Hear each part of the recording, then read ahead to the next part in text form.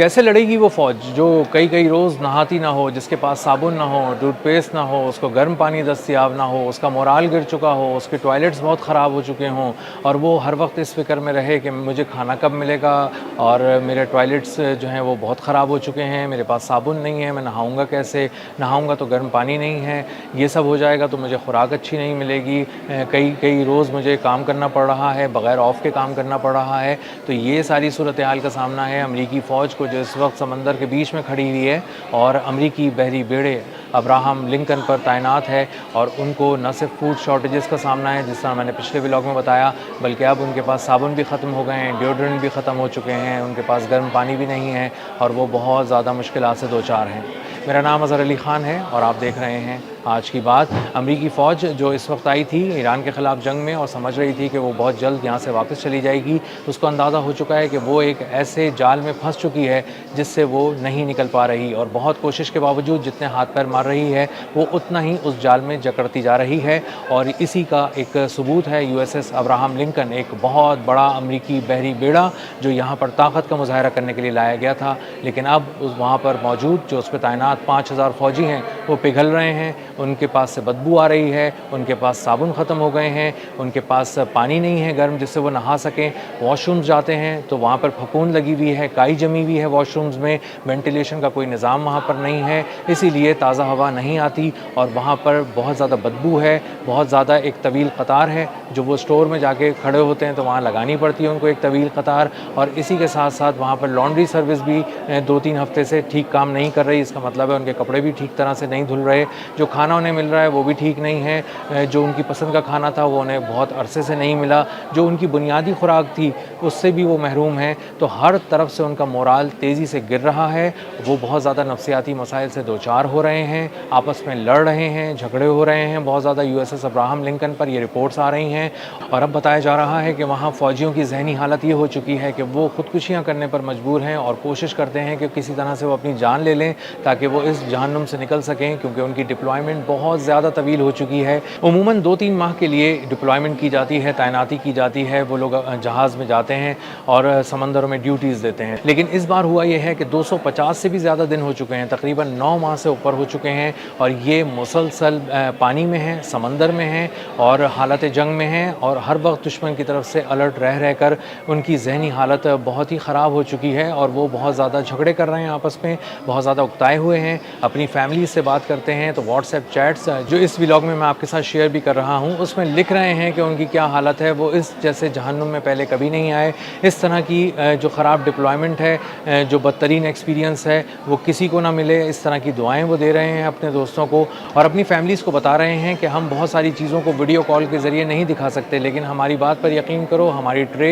बहुत सी खाली रहती है, अगर हमें खुराक दी जाती है तो उसमें बस मुट्ठी भर चावल होते हैं, बहुत थोड़े से चावल होते हैं, 2 टॉर्टिलाज़ होते हैं और इसी के साथ साथ जो भी चीज़ फ्रेश हमें चाहिए होती है, मसलन सब्ज़ी, फल, दूध, ये हमें दस्तयाब नहीं होते क्योंकि सप्लाई चेन के बहुत सारे मसाइल हैं, लॉजिस्टिक्स के ज़रिए जो चीज़ें यहाँ पहुँचाई जाती हैं वो नहीं पहुँचाई जा रही हैं और उनमें बहुत ज़्यादा डिले आ रहा है और इसी वजह से उनके बहुत सारे ऐसे मनपसंद खाने जो टिन्स में भी पहुँचते थे, जो फैमिलीज़ भी बहुत सारी भेजती थी, वो भी उन तक नहीं पहुँच पा रहे और इसी वजह से वो एक बहुत ही बेसिक मील फॉलो करने पर मजबूर हैं, एक बेसिक मेन्यू है जो फॉलो करने पर मजबूर हैं, जिसमें उन्हें सिर्फ गोश्त किसी हद तक ठीक मिल रहा है, बाकी खाने सड़े हुए मिल रहे हैं उनको, क्योंकि गोश्त इसलिए ठीक मिल रहा है कि वो फ्रोज़न आता है, जमा हुआ होता है और इसी वजह से वो शायद बच जाता है, लेकिन जो खाने किसी तरह से भी फ्रेश पकने हैं, तैयार होने हैं, वो अक्सर ख़राब हो जाते हैं। लेकिन जो खाने ताज़े मिल सकते हैं वो खाने भी उनको नहीं मिल पा रहे और इसी की वजह से वो जहनी उलझन का शिकार हो रहे हैं।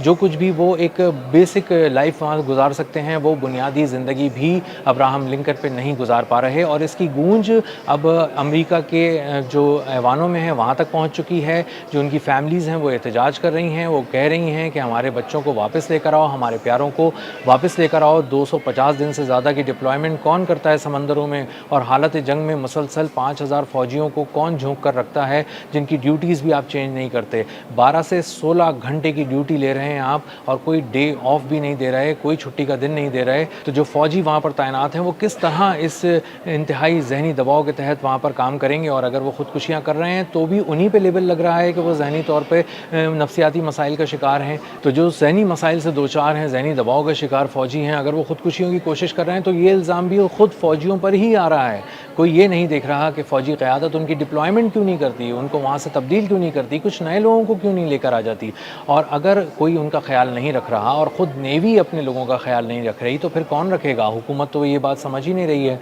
और हुकूमत को ये बात समझाना वैसे भी बहुत मुश्किल है, क्योंकि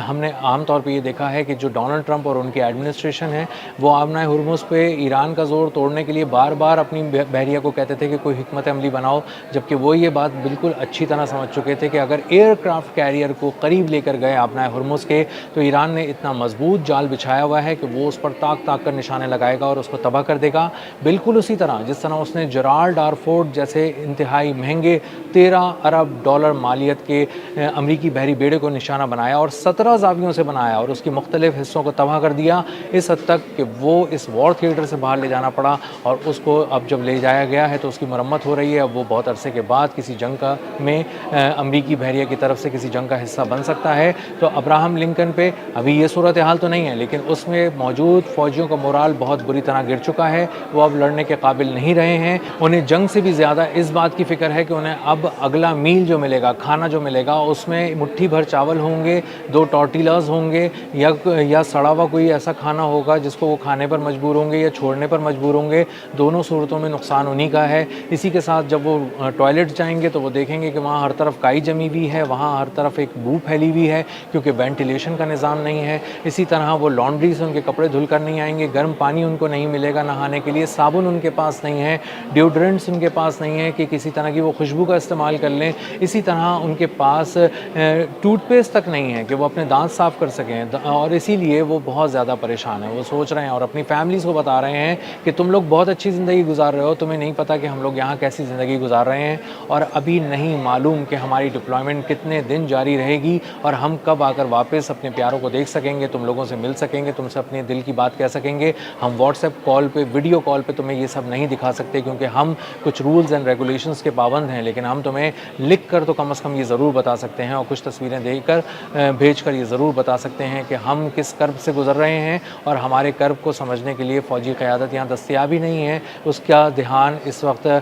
ईरान के ख़िलाफ़ जंग में है, किस तरह अपना हुर्मुज़ का कंट्रोल लेना है उस पर है और वो अब तक मुसलसल नाकाम रहे हैं। तकरीबन 5 महीने की जद्दोजहद के बाद भी किसी एक मकाम पर, किसी एक नॉटिकल माइल की जगह पर भी अपना हुर्मुज़ के करीब अमेरिका अपना ज़ोर साबित नहीं कर सका है और उसकी जो बहरी ताकत थी वो बहुत बुरी तरह बिखरती हुई नज़र आ रही है। गो कि 50,000 फ़ौजी अमेरिका के बहरे अरब और अपना हुर्मुज़ के करीब डिप्लॉयड हैं, तैनात हैं। दिखाने के लिए तो ये बहुत हैं, लेकिन वो जिस काम के लिए तैनात किए गए थे कि तिजारती जहाज़ों को हिफाजती हिसार में लेकर अपना हुर्मुज़ पार कराओ, वो उसमें यकसर नाकाम है। ईरान बार बार साबित कर रहा है उनके ऐसे जहाज़ों को जो तिजारती जहाज़ उनके एरियल कवर के साथ आते हैं, जिनमें ऊपर भी फ़िज़ाई जहाज़ होते हैं, पीछे जंगी बहरी जहाज़ होते हैं, उनको भी निशाना बनाया जाता है, तबाह कर दिया जाता है और उसके बाद जो उनके पीछे जहाज़ आ रहे होते हैं वो सब भाग जाते हैं। तो अमेरिका की जो बहरी ताकत है ये बुरी तरह टूट चुकी है और अपना हुर्मुज़ और बहरे अरब के दरमियान कहीं गर्क हो चुकी है और उसके फ़ौजियों का मोराल बुरी तरह टूट चुका है, बहुत बुरी तरह गिर चुका है। उनके पास ना खुराक है, उसकी भी किल्लत है, जो खाना उन्हें मिलता है वो सड़ा हुआ मिलता है, बेसिक मील को फॉलो कर रहे हैं। ना उनके पास साबुन है, ना टूथपेस्ट है, ना डिओड्रेंट है, ना गर्म पानी है नहाने के लिए, ना उनके पास लॉन्ड्री से कपड़े आ रहे हैं और वो स्टोर के बाहर लंबी लंबी लाइंस पे खड़े हुए हैं और अपनी बारियों का इंतज़ार कर रहे हैं। अपनी फ़ौजी क़यादत को बता रहे हैं कि किसी तरह आप कान धर लें, हालात बहुत ख़राब हो चुके हैं, हमारी डिप्लॉयमेंट को ख़त्म करें। 9 माह से ज़्यादा हम डिप्लॉयड हो चुके हैं, हम अंदर से टूट चुके हैं, ज़हनी मसाइल का शिकार हो चुके हैं, हम खुदकुशियों तक नौबत आ चुकी है और अगर हम खुदकुशी करते हैं तो आप हमें ही उल्टा बुरा बना देते हैं कि तुम नफ्सियाती मसाइल से दो चार हो। कोई ये नहीं देखता कि हम किन हालात से गुज़र रहे हैं और यहाँ तक हमें कौन से हालात लेकर आए हैं। अब तक के लिए इतना ही, मिलते हैं अगले व्लॉग में किसी नई खबर, नए तज्ज़िये और नए ज़ाविये के साथ। अल्लाह हाफ़िज़।